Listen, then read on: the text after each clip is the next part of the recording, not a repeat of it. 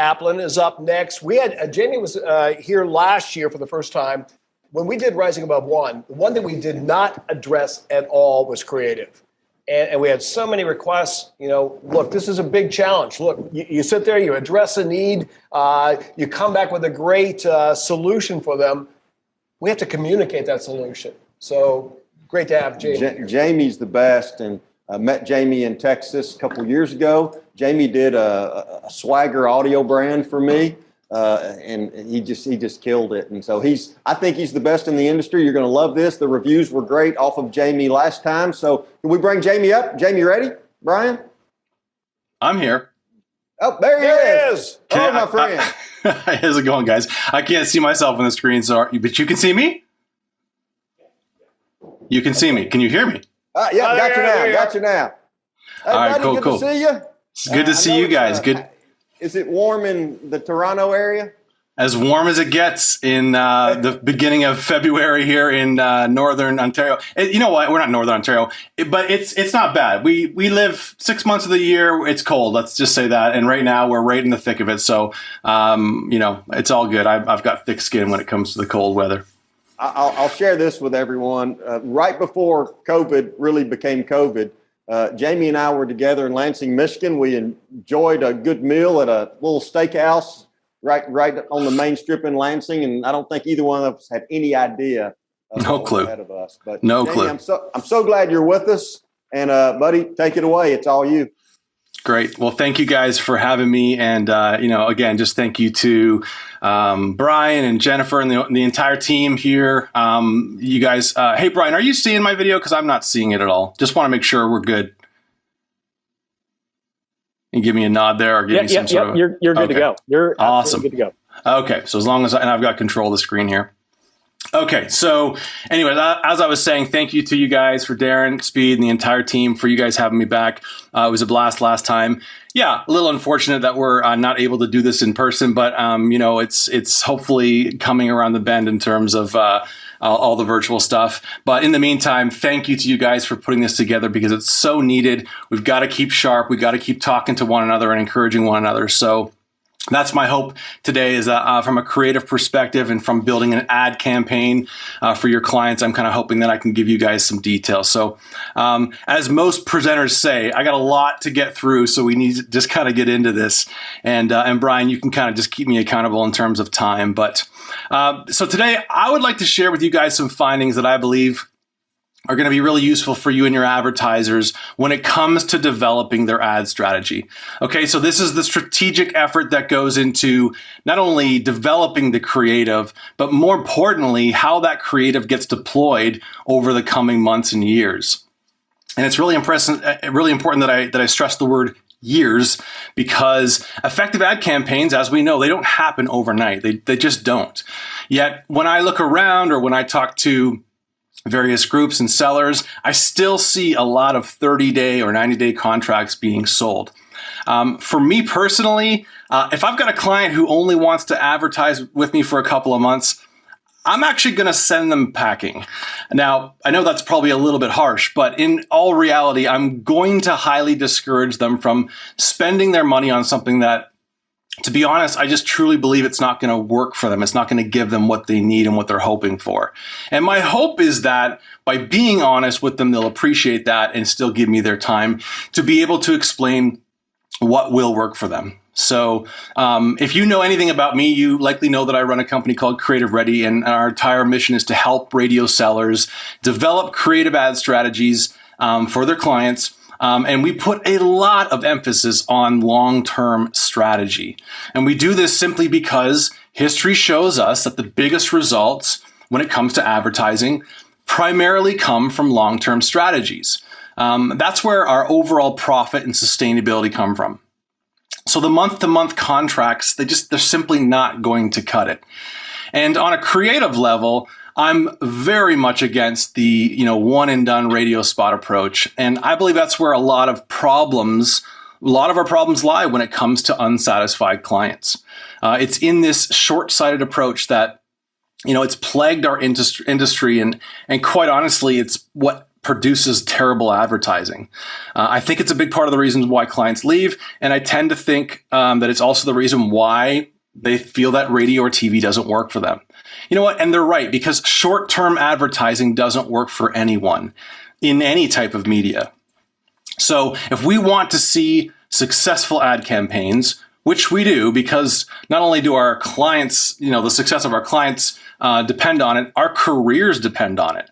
So if we want to start developing those campaigns that are successful and see our sales jump to the next level, it's crucial that we stop selling short-term contracts. And as I've already mentioned earlier, I believe it's better to tell the client no rather than take their money and waste it on a short-term strategy. Now, I'll probably get a few strongly worded emails from a couple of sales managers for saying that, but I believe it to be true. And if we can just start there by not selling short-term contracts, then I think we're one step closer to developing successful ad campaigns for our clients. I know that's easier said than done. Most of us have quotas to fill and monthly projections to hit. And hey, I can get just as tempted into a quick payday as anybody else. But I also know from experience that you can't build a sustainable business on quick paydays alone. It's going to have some exciting moments. In fact, it does have exciting moments, but there's just no consistency to it. It ends up being exhausting and frustrating. And then eventually you're just going to burn out and lose interest. I see it happen far too often. So how is that for motivating? Is everyone ready to get out there and sell? I promise you it's going to get better. I just had to lay some groundwork and bring some attention to, the proverbial elephant in the room before we could talk about how to move past that or to move that out of the room. So the elephant is short-term contracts and strategies, and they are a big problem, not just for our clients, like I mentioned, but for us too. They obviously affect both sides. If you're over here, if you're the business owner, you've got to be thinking long-term if you want to see your advertising be successful. If you're over here and you're the media seller, you've got to be thinking long-term if you want to grow your client roster and keep those clients with you year after year. It's in the long term where we're going to see that overall growth in profit for business owner and for sellers and for advertisers. Now, I know I'm being pretty hard on the whole short-term thing, so let me just ease up for a minute and say this. There is a place in advertising for short-term strategy. It just needs to be put into its rightful place. Short-term can be great. It gets us quick results. It has some exciting and crucial moments. So it's not all bad. It's just that it gets misused. So in the right context, that short term can actually bring home some major wins for us. It's just that we can't rely on it as our entire strategy. Okay, hopefully that all makes sense. So short term, long term, what does it mean and what does it have to do with actually developing creative ad strategies? Sorry, my screen's kind of going wonky on me here. Give me 1 second. Before we can kind of get into, how it all works, we have to, understand, before we can get into the two different approaches, we have to understand how marketing works, right? It's really important we understand the differences between long-term and short-term from a marketing perspective. The short-term, right, of marketing the effects are pretty easy to understand. And we're going to call these sales activations. Sales activations are any kind of advertising or marketing effort that is intended to provoke an immediate response from the customer. Okay, as where long-term effects of marketing come from a strategy we call brand building, which I'm sure all of us have heard these terms. Brand building is any kind of advertising or marketing effort that's intended to produce long-term growth and sustainability by creating these memories and top-of-mind awareness with potential customers. To kind of dive a bit deeper into this and to help us better understand the importance and function of these two different approaches, I want to call upon these two guys by the name of Les Bennett and Peter Field, who are marketing experts out of the UK. And no, I didn't actually bring them in. They are just virtually going to be with us here by image only. But all of their data, all their research is what we're going to base this off today. And it's extremely, extremely important. These guys have done all of the heavy lifting in terms of studying the effectiveness in advertising. And not only that, but the balancing act between short-term and the long-term brand building. So who are these guys? Les Binet and Peter Field. Among other things, they run an annual event called the Effectiveness Awards. And for the past 30 years, they have been studying what makes advertising campaigns effective and conversely, what makes them fail. They have studied over thousands of ad campaigns, and they've used dozens upon dozens of different metrics and measurements. And the result of their hard work is this book that they co-authored titled The Long and the Short of It. And the main objective of this book was to help answer the question, should businesses be more focused on long-term brand building, or should they be more focused on short-term sales activation? And it turns out that the answer is yes. You should be doing both. That's why the book is called The Long and the Short of It, because you need to be doing both in order to be as effective as possible with your advertising. But obviously they go a bit further. Well, they go much further than that, and they help break down how much of brand building do you need and how much sales activation do you need, which we're going to get into in just a bit. Their argument in a nutshell is that you're not going to see that long-term success unless you address the short-term need. But it comes with an asterisk, and that is, you can't just keep repeating short-term activations one after the next and hope to get that long-term success that only comes from proper brand building. Okay, that's really important to note, so I want to say it again. In order to get long-term success, you have to address the short-term, but addressing the short-term only will not give you the long-term success. Okay, so let's break down these two approaches with a side-by-side comparison to see what the differences really are. Sales activation. What is sales activation? Well, we've talked a little bit about it, but we're talking about commercials or ads that are pushing price promotions, coupons, door crashers, limited time offers. It could be a contest or, again, some sort of incentive to act now. This is what we call rational marketing. It gives people, it's people we're trying to convert people basically who are ready to buy something that you happen to offer. These are people that are in the bottom part of the marketing funnel, and they're ready to buy, and you're ready to capitalize on that. So there's many different ways that you can approach sales activation, but the most common way would simply be to have a sale, right? Buy one, get one free, this weekend only. That is sales activation. So what about brand building? What does it mean? How does it work? Brand building is where we're wanting to build long-term relationship and trust. Okay, in this approach, we want to be more human and more relatable. We want there to be emotion involved. And most importantly, we need it to be memorable. Right? Darren was talking about the McDonald's tagline, and I'm going to get into some of that in a little bit, but we have to have it stick with the audience months, years, decades down the road if we really want to take our place in their mind, in long-term memory. People remember emotions and stories and humor much more than they remember facts, price points, dates and disclaimers, which is what you would typically have in an activation ad. Okay, brand building is also referred to as the emotional approach to marketing.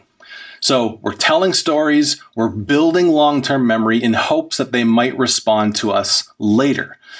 If you think about it in terms of relationships, it takes time to build that trust. And so what we're doing is we're allowing the audience time to get to know who we are.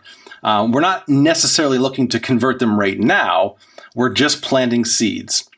And I'm sure we've all heard this, but it's all about being known before you are needed, right? So ads that get produced with the goal of brand building in mind, they need to stick with the listener because we're priming them now for when the time comes that they enter the market. Could be 6 months, could be 2 years. But the point is we're trying to create those long-term memories that influence sales over a long period of time.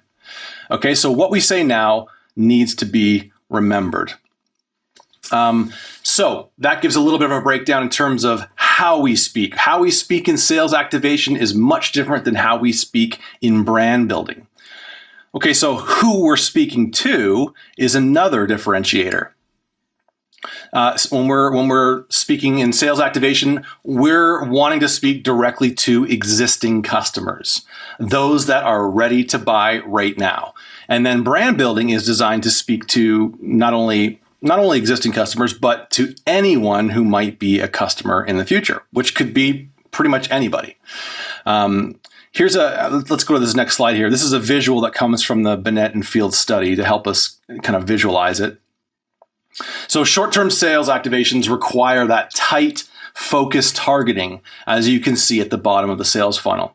You are speaking to more of an immediate, rational, and logical mind, and that's why sales and promotions work really well in this phase. We're not talking to people who are we're talking to people who are ready to buy right now. And ideally, we want to implement some sort of a call to action. Click here, buy now, hurry in. This promotional offer ends today. Okay, we're presenting them with a reason as to why they need to act now. And this is why digital channels tend to be pretty successful when it comes to short-term activations, because you can get that laser focused, you can get as laser focused as you want with your targeting, and you can have some sort of a direct response mechanism attached to it. Okay, so if you're wanting to sell something now, you want to find those customers who are already at the bottom of your funnel. As we're at the top, long-term brand building requires that it's a broader approach, right? Because we're not talking to people who are necessarily in the market right now, but they might be, like I said, in a year or two. So we're inviting them into the sales funnel so that when the time comes that they enter the market and they need what it is you have, it's going to be your business that comes to mind, because we've been over time branding them with commercials and kind of taking our place in their share of mind. And so with this approach, it's not call to actions necessarily. It's more of a universal, humanly relevant ideas, things that are, for example, your life will be better with XYZ product, or imagine how you're going to feel sitting behind the wheel of an XYZ luxury vehicle. Okay. So they're ideas. We're selling a way of life that a product or service or brand can give them, rather than just a promotional offering that they're not going to want to miss out. Okay. So there's very clear different tactics here, and clearly different audiences that we're speaking to. So the way to do this most effectively, and again, I'll get into a bit more of a granular approach here, but the most effective way to do that is to get as many people, broad reach, into the funnel so that they can start kind of hearing your brand and hearing what you stand for and what you have to offer. And so since we're not looking, they're not looking for you yet, rational marketing doesn't work at this point. A sale or promotion doesn't really do anything for them because they don't know that they need you yet. This is why we need to tap into the emotional side of marketing when we're brand building. Okay, we have to connect with them on an emotional level, and we got to start earning that trust and building that relationship. So broad reach using emotion and storytelling. What media channels, what does that sound like it's going to work best in? It sounds more like traditional media. And that's typically where brand building is most effective. Reaching as big of an audience as possible and then telling them stories that will connect. Okay, hopefully we're all tracking with that. So let's take a look at the results of each of these approaches. I'm going to go to the next slide here. This is a bit and these are all sources from the Binet and Field study, which I'm happy to make all this available, but it's also out there online too, easily accessible. So if we're looking at the results of each of these approaches and how they perform, as you can see here, sales activation produces these really big short-term results, these spikes in sales. But then as you can also see, they decline very, very quickly. As we're with brand building, it's more about that, like I said, overall profitability, long-term growth, and sustainability. So the results don't show that same large hit that you get at the beginning, and they're not as impressive as sales activation. It also takes longer to really establish, But there's generally no decline when it comes to the brand building approach. And over time, it far surpasses anything we could ever achieve with sales activation alone. So with that quick comparison, we might tend to think, well, yes, brand building then is far superior. Let's put all of our money and budget and efforts into brand building. And, there's a little bit of truth in that, but the reality of it is, in order to get to the place where brand building can take over and be the primary focus, we have to have sales activation in the mix. They go together. It's like they're like PB and J. The balance of the two can change, and there's a little bit of fluidity in that, but you can't have one without the other. Successful advertising strategies need both short-term sales activations and long-term brand building, both working together. They're two different approaches, as we've discussed, but with one common objective.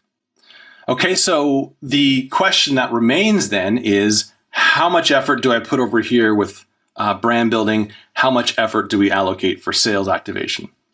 Which approach is going to be more successful for my client and therefore deserve the most attention?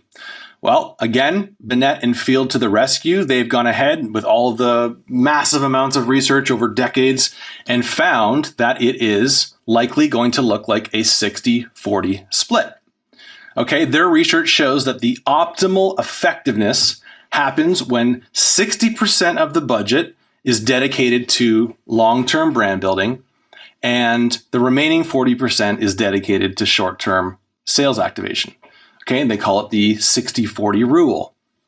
It's not a hard and fast rule. It's more of an average. And it's going to have some flexibility depending on things like how long the client's been advertising, previously, what media channels they're using, what industry category they belong to. So, for example, if you're a grocery store, sales activation is going to be a bit more because, for the most part, your business model is price point and promotions, right? We've got chicken on sale this week, so come on in and get it while supplies last, right? That's heavy sales. That's sales activation.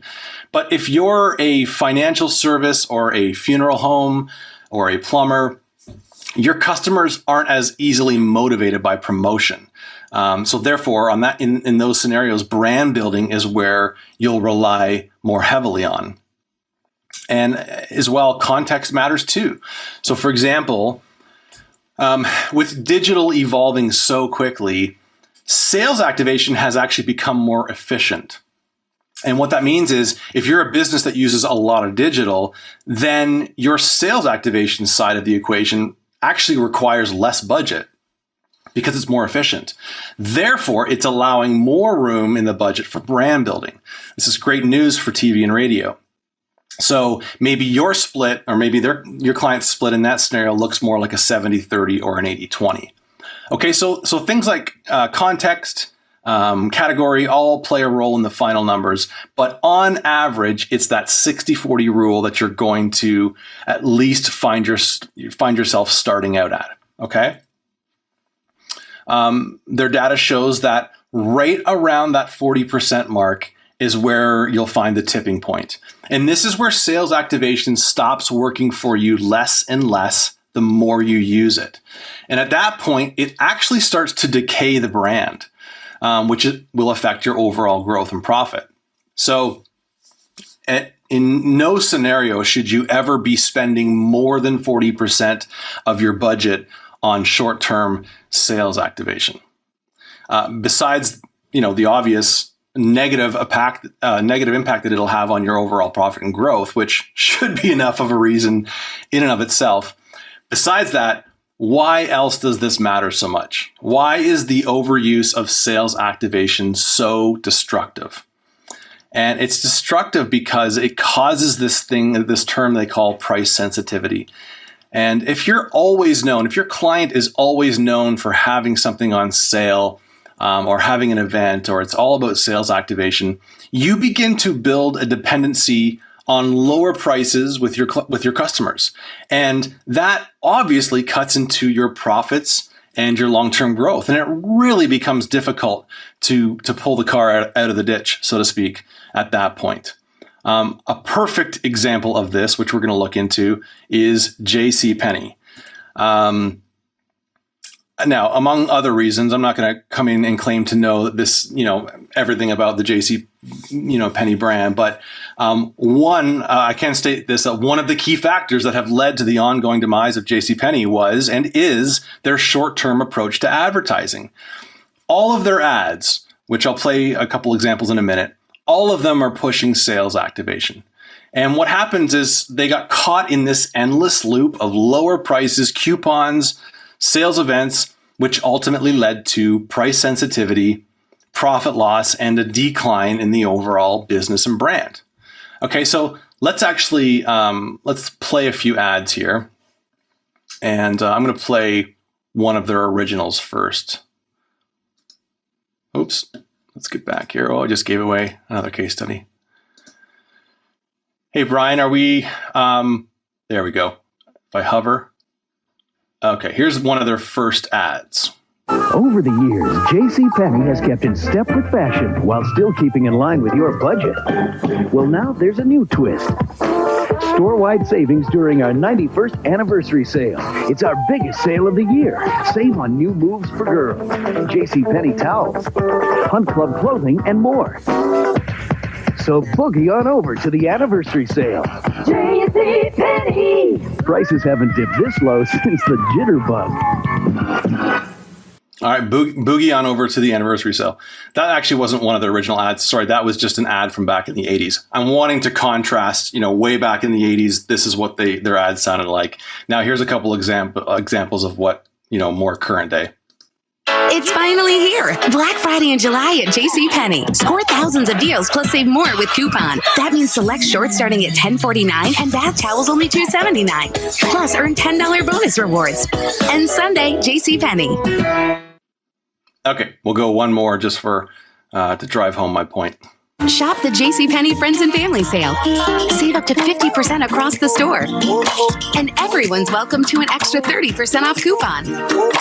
New fall styles, great fall savings. JCPenney. Okay, so it's all about low prices, sales events, and that's how they did their marketing. And it got them into a lot of trouble. Again, among other things, but from a marketing perspective, it got them into a big time rut. And then they actually tried to turn things around in 2011 by introducing new brands, new products, and new advertising. And that is all aimed at more of a higher end shopper, more about brands, less about activation. Unfortunately, what happened was it backfired and it basically looked like they were just walking away from their loyal customer base. So a huge debacle that we definitely don't want to see our clients get into. So the problem is when you focus on short-term sales activation only, you're only selling really to your existing customers, and you never really broaden your reach and invite people into that funnel. Not only are you selling to your existing customers, but you're continually selling to them at lower prices. You never really climb that growth chart and get that steady, consistent growth that every business needs to stay alive. I've said this before, activation is great, especially in the beginning of a business or in the beginning of their ad strategy. A new business trying to get people in the door, activation is going to work really well for you. But my point is that it becomes more and more difficult the longer you are in business. And if that's the only approach you're going to take, you're likely going to be a similar case study as JCPenney. Excuse me. But the good news is when you allocate a good amount of resources for brand building at the same time as you're activating sales, you're going to start building that long-term growth that's needed. So with that in mind, let's take a look at a brand, which I already gave it away by skipping a few slides. The big reveal's gone. And it's probably no surprise because, well, let's just get to it. How about that? Motel 6. We're going to use these guys as a case study as to, who's done it right, who's doing it right. And so why has Motel 6 been so successful with their advertising? Well, first of all, they hired a great ad agency to help with their marketing, which, helped for sure. But what the Richards Group, what that ad agency did for them isn't anything different than what we can do for our local clients. There's a formula to it, which I'm going to teach you if you haven't already picked up on some of the cues. So let's play a couple of their commercials, and then we'll talk about it. I'll play the first one. I'm going to play actually is the original commercial from the campaign they started back in mid 80s, 86, I think. Hi, Tom Bodette here for Motel 6 with a comparison. You know, in some ways, a Motel 6 reminds me of one of those big fancy hotels.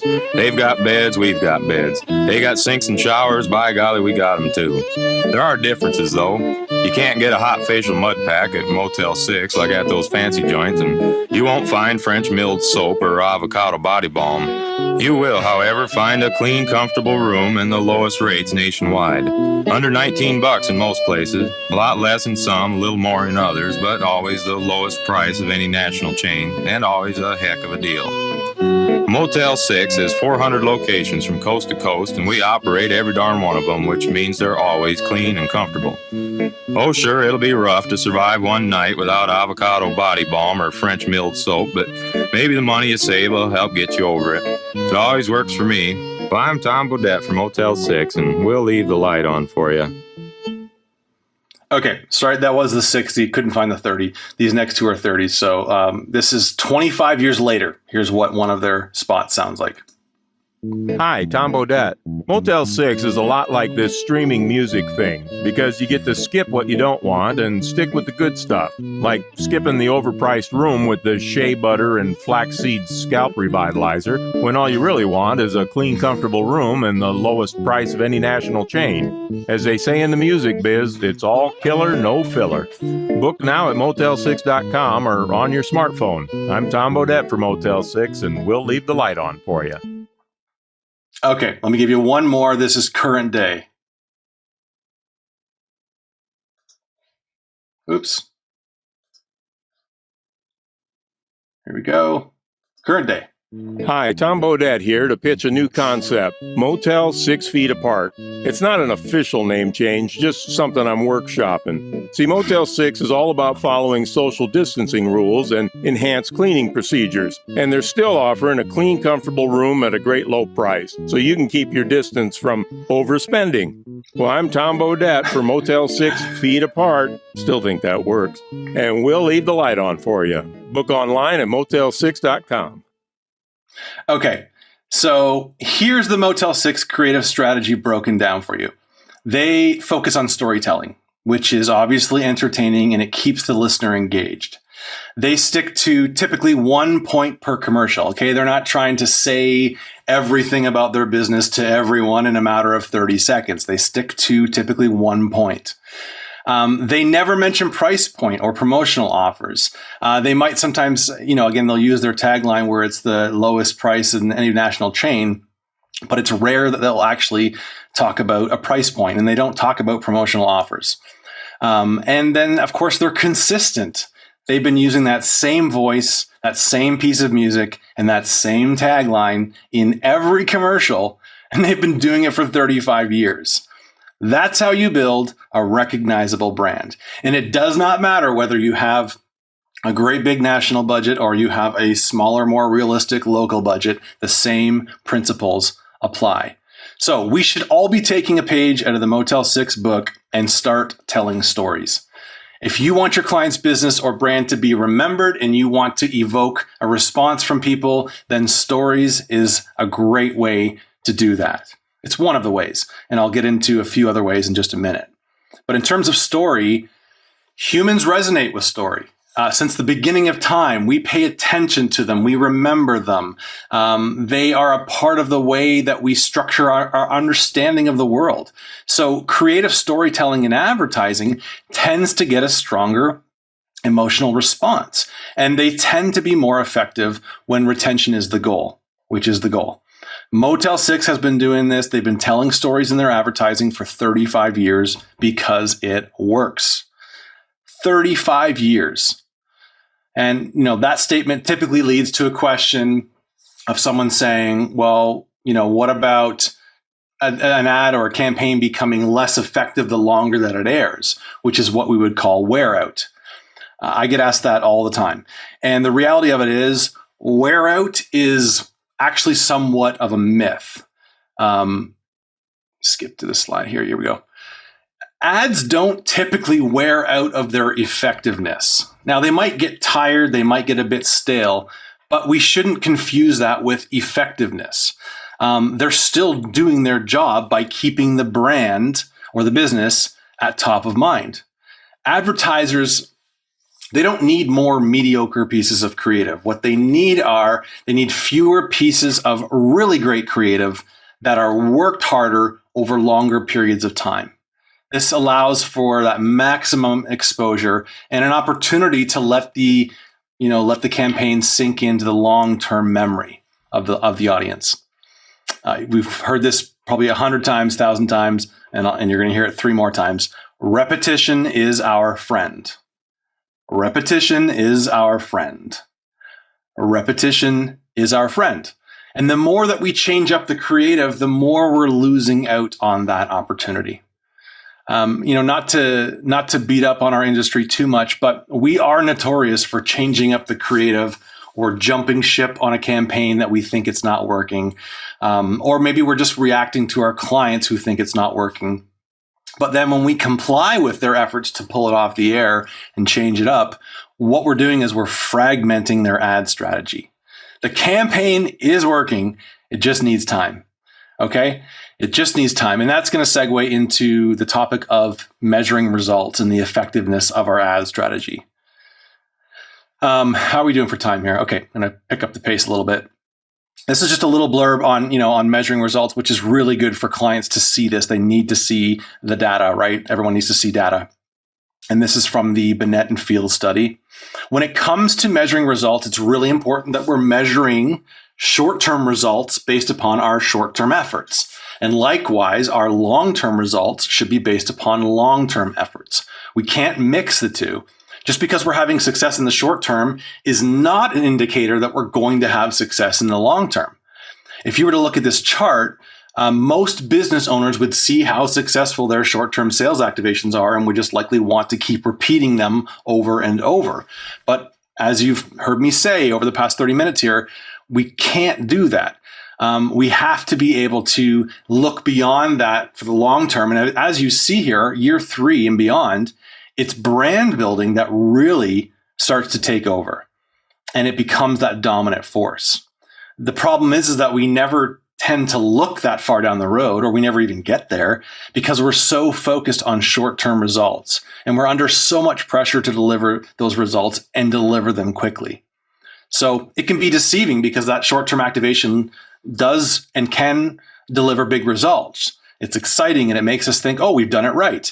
But unfortunately, it doesn't help us in the long run because it's just not sustainable. So if we're measuring results over the span of a quarter, or every 6 months, or maybe even month to month, measuring them through that short of a window, well, of course, we're going to think that sales activation makes the most sense. Why would we spend money on brand building if we're only looking at it through a 3-month window? But we're not talking about helping businesses to be here tomorrow or in 3 months. We're talking about helping businesses to be here in 3 years and 5 years and 10 years from now. And to be one of those successful businesses that are here in 3 to 5 years, it's imperative that we're intentionally building the brand along the way and that we're measuring those long-term efforts with long-term results. And then, of course, we're measuring short-term with short-term results. Okay? I'm aware that I sound like a broken record, and hopefully everyone's still tracking with me. But we are rounding the bend here. And what I want to do for the last little bit of time is I'm sure we've got everyone saying, hey, this is all really helpful. It's great. I've taken some notes. I'll be able to share this with my clients. But what I really want to know is, how do we build these strategies? How do we build these campaigns? And campaigns that work for the short term and the long term. So I would like to finish out my time, if that's okay with you guys, a few more minutes, talking about here's some tips on some elements and things that you want to incorporate into your client's ad strategy. Okay, so this is the meat of the presentation.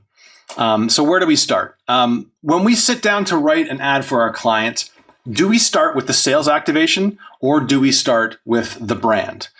Well, let's remember that there's never a scenario in the split where brand building is not the primary driver.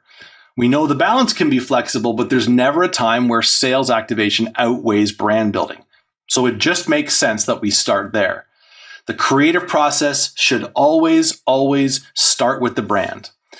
Again, the contrast, the problem is that we never do that. We tend to start with promotion. In fact, that's usually, it's typically the way we get them on the air in the first place, because maybe we've gone out and we've sold them a promotional package, or they've come to us because they have an upcoming sale or event and they want to advertise it. So then when we sit down to develop the creative, we're not thinking about brand, we're thinking about sales and promotion. And that is problematic.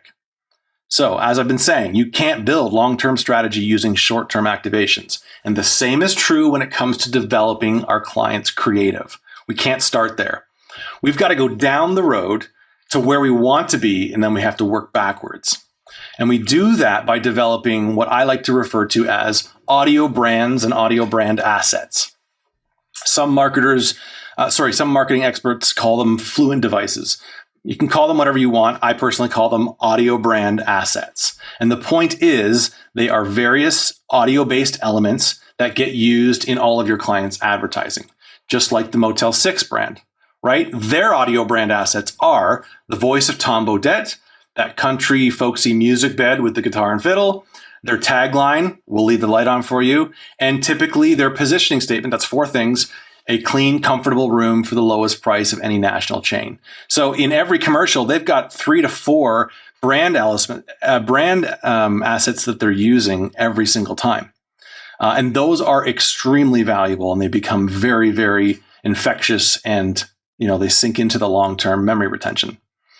So my suggestion is to always start, if you're a seller or if you're production, and you're getting ready to start creative, always start with a tagline, a slogan, or a positioning statement. And that's just a great place to start. Okay. Let's look at a few. I'm being sensitive to time here, but let's just breeze through a couple of these to see, these are all, oops, so sorry. I just gave it all away. Oh my, I just, as they say, spilt my candy in the lobby. All right. Oh, well, I'll do it anyway. We know a thing or two because we've seen a thing or two. All right. Farmers Insurance. Next one, maybe she's born with it. Maybe it's Maybelline. Next one, the chocolate that melts in your mouth, not in your hands. And then 15 minutes. Sorry, that's M&M's. And then 15 minutes could save you 15% or more in car insurance. We obviously know that as Geico. Okay, so whatever the line is, it needs to be catchy, it needs to be easily remembered, and it needs to be present in every commercial that your client does. Regardless of if the goal is sales activation or brand building, it should always be in the commercial, and preferably at the end. Okay, I'm motoring through this last little bit because these are good little nuggets. Some other brand assets that you might want to consider incorporating: musical-based branding, or such as jingles, or at Creative Ready, we call them singables. Or you could use audio logos, or sonic IDs are also really effective, and they're very popular right now. Or at the very least, a dedicated piece of music that gets used in every commercial. I think we all know the power of music and melody. A certain piece of music or lyric can take you instantly back to a specific time and recall a specific memory. And that is powerful. And it's exactly what we're trying to do with our client's brand. Be memorable. Embed our message into the long term of listeners. And in my opinion, and the opinion of many others, there's no more effective way to do this than with music, melody, and lyrics. Voice is another valuable asset that will bring consistency to your client's brand building. More than voice, characters are a fantastic asset. And that doesn't mean they have to be goofy or a funny voice like a cartoon character. Tom Bodett is a character. He's a staple in all of Motel 6 commercials. His voice and the Motel 6 brand are synonymous. Flo from Progressive, Mayhem with Allstate. These are all fictitious characters that have become brand ambassadors. And it's a great way, a great angle when it comes to developing creative. It's a hook. It helps keep things consistent. And it also takes away the guesswork of who's going to voice my client's commercial now. Okay.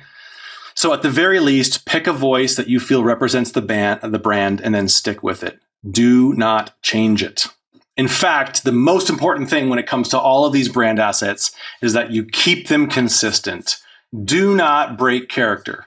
The copy within the ad will change. That's inevitable. But you should always have at least 2 or 3 consistent audio brand assets in every commercial.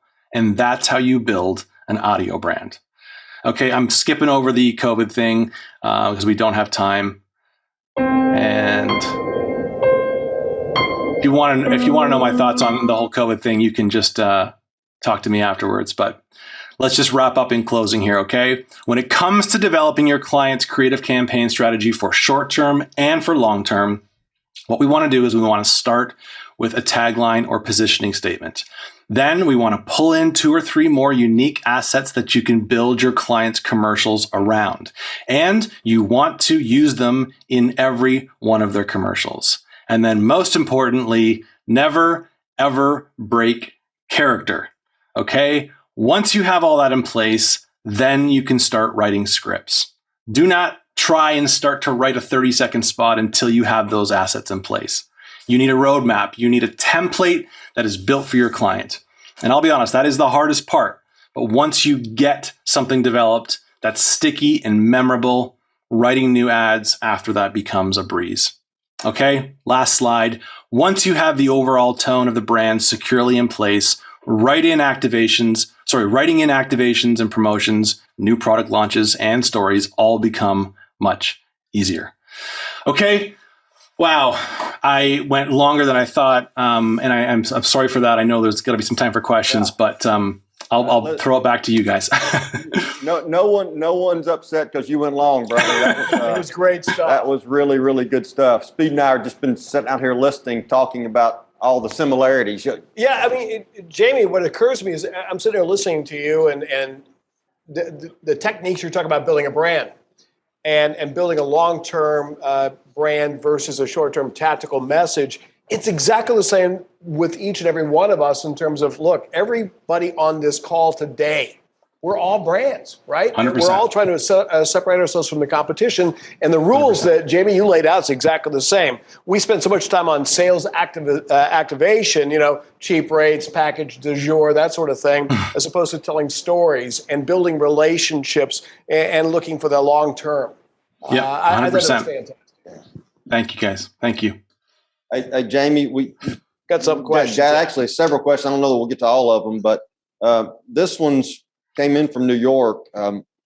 You said storytelling, creating emotion makes sense, but I never feel very creative. What do you suggest to get me going in a message? Yeah, I mean, am I allowed to give us a shameless plug? Heck yeah, absolutely. Okay, so obviously that is what we do at Creative Ready. We help sellers who have that not so creative feeling, and we help them be creative. And we have over 3,500 campaigns, jingles, you name it, all in a library, and we help sellers to do that. Now, not everyone has budget for that. That's totally fine. Look for inspiration in music, in stories, in life around you. It really is one of those things where you just have to have your radar up and you need to be kind of going, what's something that's inspiring? Again, coming back to stories, what's an inspiring story that I've had told in my life? What's a book? What's a whatever? Pull from that, read books and see how they do that. One really good tactic, because you want to involve the client, obviously, is pull them in for a meeting, whether it's virtual or in person. Sit down and ask them to tell you their story. And I'm not talking about, we want to reach this demographic and this is how long we've been in. No, tell me your story. Let's go back to when maybe there's some family lineage in terms of the business being in the family. Maybe you, I don't know, whatever the reason is, you find out, tell me your story. And write down everything they say, and then you're going to find something in there that resonates with you, which will then resonate with the listener. Okay, so it all starts with having them tell your story. Hey, this one is really kind of similar in some respects. It says, we're always told what not to do when writing a message. Telephone numbers, don't use for all your fill-in-the-blank needs. So what are some of the things that have to be included in a message to be effective? Yeah, and sometimes I feel a bit self-conscious because I can have a bit of a heavy-handed approach and going, don't do this. We do too much of this. Don't do that. And again, it's important to have those highlighted. But I'll go back to some of the points in my presentation where we need to have at least 2 or 3 consistent, what I call, audio brand assets in every commercial. So this is instead of what not to do, this is what I will do. And start with a tagline or a slogan or a catchphrase. If we can throw in a jingle or an audio logo, that's a great thing too. Consistent voice, all of these things. And I'm happy to share this presentation deck with you guys too, to take those points with you. But, I'll even go as far as to say that the creative doesn't have to be stellar, but as long as we're using the same elements over and over and we're being consistent, you're going to see a huge increase in the effectiveness of your ad. So, that's my biggest thing. The phone number thing, which you threw out there, Speed. I mean, yeah, we always discourage using phone numbers unless it's a vanity number. Okay, there's an exception for that, but like I said, people don't tend to remember numbers and facts and dates very well, but they'll remember a tagline or a music and melody piece. So stay away from phone numbers if you can. But again, focus on what is good, and those are brand assets, which I mentioned. Jamie, I got another question now, so I'm going to go a different direction on this. And first, I will tell you all, Jamie's information is up. He's the best in the business at the creative. If you need help, reach out to him. Email him, call him. I can speak from experience. He's really good at what he does, and he's a really good dude. Now, Jamie, speak to this a little bit as we get close to wrapping this up. It feels like all too often, I know you experience this, and I'm sure it frustrates you. Salespeople in our industry want to use the creative on the back end. We go out and we sell something, and now we gotta come up with a spot, so to speak. And that never goes as well as if we're trying to use the creative on the front end to strike emotion, to tell the story, to engage the client. Can you speak a little bit about the differences in using it on the front end versus trying to come up with something on the back end? 100%. And that leads into even just, on the prospecting level, instead of trying to get a client based on, hey, we've got a promotion, come and advertise with us. Don't even start there, because you're kind of setting yourself up for failure by saying, I only want you to advertise with me for 2 months or whatever. Start with the creative, start with ideas. And again, we have lots of those, which we can help you out with, but start, even if it's just a script or an idea that you've got, and you call up a prospect and say, look, I've been thinking about your business, and I've got this creative angle that I think is going to work really well for you. And just let that hang out there for a little bit and see if you can get a meeting with them. And it just shows you that you're starting to think about them on a creative level. You're not necessarily trying to get their business. I mean, you are, but you're thinking for them and thinking about them on a creative level.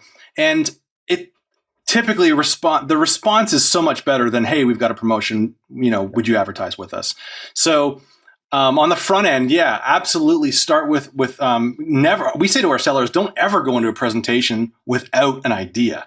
Even if it's just a script that you're going to act out or you're going to say it or whatever, minimum, bring in a script. But if you can bring out a fully spec'd campaign or an audio logo or something, again, that you can audibly play them, that's even better. And then when it comes time for them to say, yes, hey, we love these ideas, let's get started. Again, not, oh, we've got a sale coming up, let's promote that. No. Let's get this structure in place. We're going to do some sales activations, but we have to have the brand in place. Trust me, they're going to get excited about that. I have never met a business owner who doesn't get excited about a brand, and how it looks and how it sounds. And so if you start there, you are going to see a dramatic increase in your closing rate and in your responses from clients. Brother, man, listen, miss you. Thank you. Yeah. You're so good at what you do, and thank you guys. I can tell you just personally, man, I can't wait till I get to see you again, and we can. You got it. Sit down and catch up. I'm hoping there's a rising above in live and in flesh. I mean, come on, that's got to be the next phase of this thing. It's got to be. Just saying. We're getting that a lot. We're also thinking about doing a musical. Yeah. I can help. I used to be a full-time musician, so please pull me into that one. We're getting all this thrown at us, and sometimes we don't know what to do with it all. But anyway, for now, this is what we're offering. But just super know whatever. Helpful. Thank you, guys. Just know whatever we do, brother. You're a big part of it. Absolutely. Thank you. We Thank you spend guys so much time identifying a need, and then we have no solution. And or it's just a total afterthought, and you really give us food for thought. It's Thank awesome. you, guys. Thank you very much. Thank you. Brother. Enjoy the rest of your time. Okay. Appreciate I look forward to it. Talk to you soon, man. All right. Take care. Bye. Jamie Applin, his information was up. Creative Ready. Make sure you check him out.